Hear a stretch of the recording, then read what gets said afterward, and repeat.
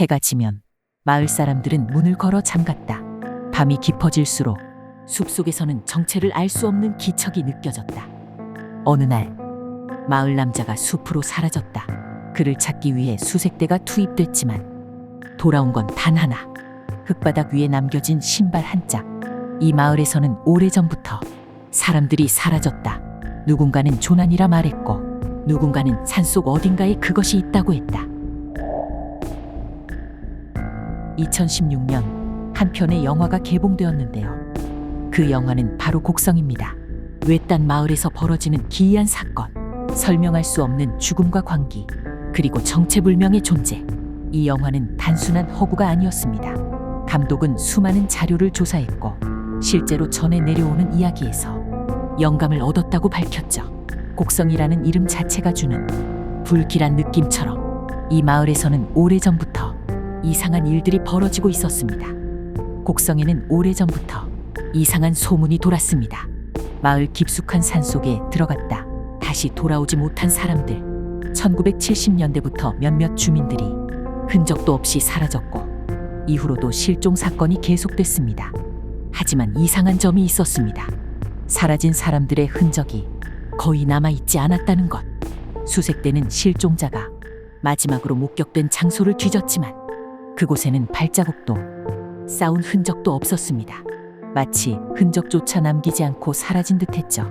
단순한 실종 사건이 아니었죠. 마을 주민들은 오래전부터 이상한 일들을 겪었다고 말했습니다. 밤이 되면 소름 끼치는 이상한 소리가 들려왔습니다. 창밖에서 속삭이는 소리, 어둠 속에서 누군가 지켜보는 듯한 기분, 산속에서 들리는 정체불명의 비명, 한밤중에 문을 두드리는 소리가 나서 나가보면 아무것도 없었죠. 어떤 사람들은 말했습니다. 그것이 마을을 지켜보고 있다고요. 사건은 1992년 발생했습니다. 한 남성이 집을 나선 뒤 실종되었고 며칠 후 그의 흔적이 발견되었습니다. 산속 깊이 이어진 작은 길, 그 길 끝에는 낡고 버려진 집 한 채가 있었습니다. 그리고 그곳에서 발견된 것은 그가 신던 신발 한 짝과 알 수 없는 붉은 흔적이었습니다. 이상한 점은 이 사건뿐만이 아니었습니다. 실종자들 중 일부는 실종되기 전 이상한 행동을 보였습니다. 평소와 달리 누군가와 대화하는 듯한 모습, 혼잣말을 하거나 숲을 자꾸 바라보는 행동. 가족들은 말했습니다. 그 사람들은 실종되기 전부터 이상했다.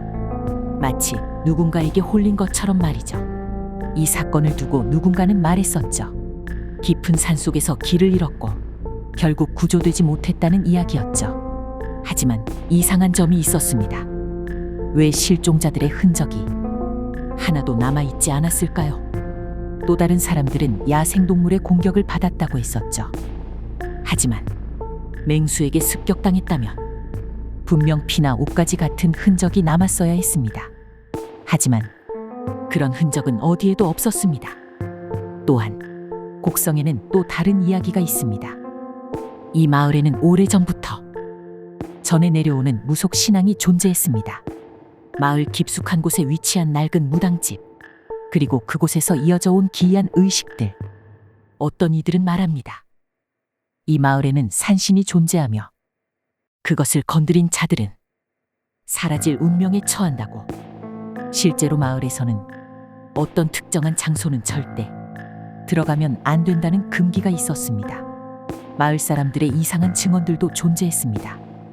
밤이 되면 숲속에서 정체불명의 존재를 봤다는 사람들, 한밤중에 마을 주변을 배회하는 검은 그림자, 혼잣말을 하는 듯한 사람들의 모습.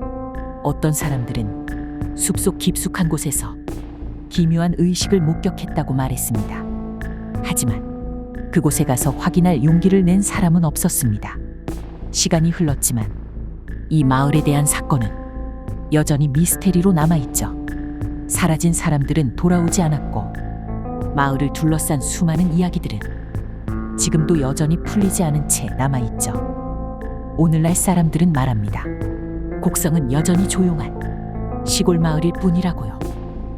하지만 당신이 혹시 그 마을을 방문하게 된다면 밤이 되기 전에 반드시 문을 잠그세요. 그곳에서는 무엇이 기다리고 있을지 아무도 모르니까요. 심야의 기록입니다.